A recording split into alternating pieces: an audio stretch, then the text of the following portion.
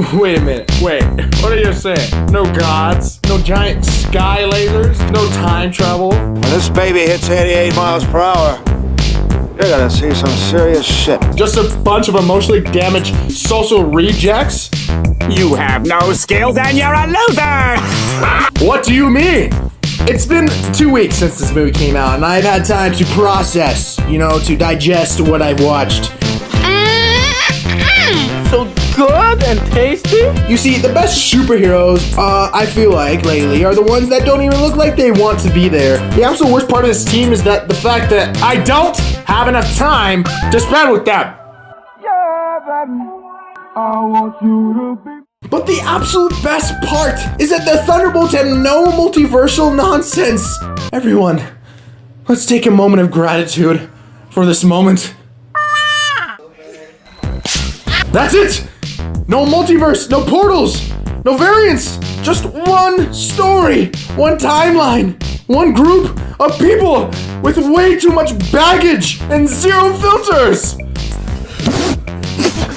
And Marvel desperately needed this breather. I'm gonna come. Oh. Good intentions, exhausting execution from the other movies. This is stripped down Marvel. And that's what makes it feel new again. It proves Marvel can still write character-first narratives. It proves we don't need the fate of the cosmos in every third act.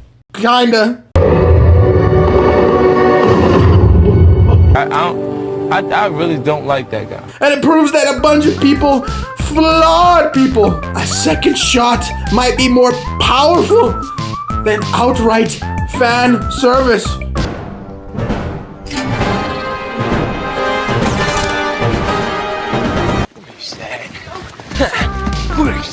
Every single person on this team is carrying emotional luggage. So heavy, it would get flagged by the TSA. It's a whole movie about people who've been weaponized, manipulated, betrayed, and now we're trying to figure out how to function without exploding. Elena is, oh my gosh, Elena is the beating heart of this movie. She got some of the most tender scenes the entire movie. There's one where she just sits next to someone. No fight, no joke, just presence. And that scene might last like 30 seconds. It says more than a monologue could ever say.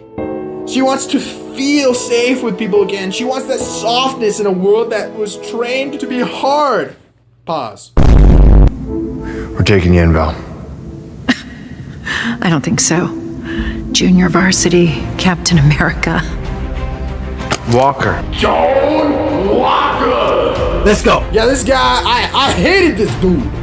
The former Captain America with a superiority complex and a shattered mortal compass?